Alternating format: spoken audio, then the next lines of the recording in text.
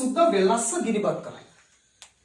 සුද්ද වෙල්ලස්සේ පැන නැගුණු ලංකාවේ පළමු නිදහස් අරගලය තමයි අපි කියන්නේ 1818 පළමු නිදහස් අරගලය. එහෙනම් මේක මේ වෙල්ලස්සෙන් පැන නැගිලා බ්‍රිතාන්‍ය අතත් විජිතවාදීන්ට එරෙහිව ලාංකීය ජන සමාජයේ වෙල්ලස්සේ මිනිස්සු මේ කැරල්ලක් නිර්මාණය කරමින් සුද්ද මෙරටින් පළවා හැරීමට කටයුතු කරනවා. හැබැයි සුද්ද මේ අතත් විජිතේ අතාරින්න සූදානම් නැහැ. ඒ නිසා වෙල්ලස්සේ මිනිස්සු නිහඬ කරන්න 1818 මේ පළමු නිදහස් අරගලය වෙල්ලස්සේ මිනිස්සුන්ගේ ජීවිතවලින් තමාගේ හරකබාන, තමාගේ තිබුණු වතුපිටු, තමාගේ අඹුව දරුවා මේ සියල්ල අහිමි කරමින් බ්‍රිතාන්‍යයන් ගෙන ගිය ඒ දැඩි මර්ධනකාරී ප්‍රතිපත්තිය අපි කියනවා බිම්පාලු ප්‍රතිපත්තිය. පුතා මේ බිම්පාලු ප්‍රතිපත්තිය හින්දා වෙලස්සේ මිනිස්සුන්ගේ ජීවිතය විතරක් නෙවෙයි ඒ ජීවිතත් එක්ක ලංකාවේ නිදහස් අරගලයක් මේ දෙන්න පටන් ගන්නවා. ඉතින් ඔතනදී තමා පුතා අර මේ චූටි කාරණාවක් මතකනේ බයියෝ කියන වචනයක් එනවා.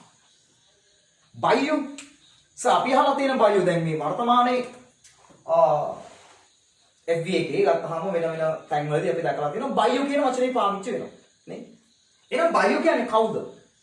බයියෝ කියන වචනේ කොහෙන්ද ආවේ?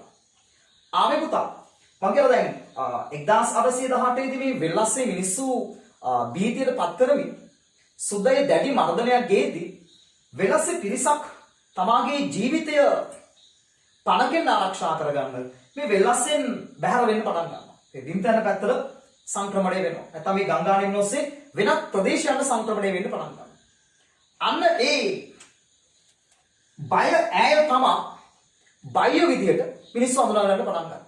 එසම මේ බයියෝ කියන වචනය ඇවිල්ලා තියෙන්නේ 1818 දී. හැබැයි වර්තමානයේ තුල අපි දකිනවා බයියෝ කියන වචනය අපි නිතර සමාජ මාධ්‍ය ඇතුලේ දකින විවිධ දේශපාලන කතිකාවන් ඇතුලේ පුද්ගලයන් ඇතුලේ බයියෝ කියන වචනේ යෙදුනට බයියෝ කියන්නේ පුතේ මේ වෙල්ලස්සෙන් ඒ සුද්දාගේ ගැහැට විඳ ගන්න බැරුව තමගේ ජීවිතය ආරක්ෂා කර ගන්න වෙල්ලස්සෙන් සංක්‍රමණය වෙච්චි වෙල්ලස්සෙන් පසුබැස ඒ පිරිස තමයි බයියෝ කියලා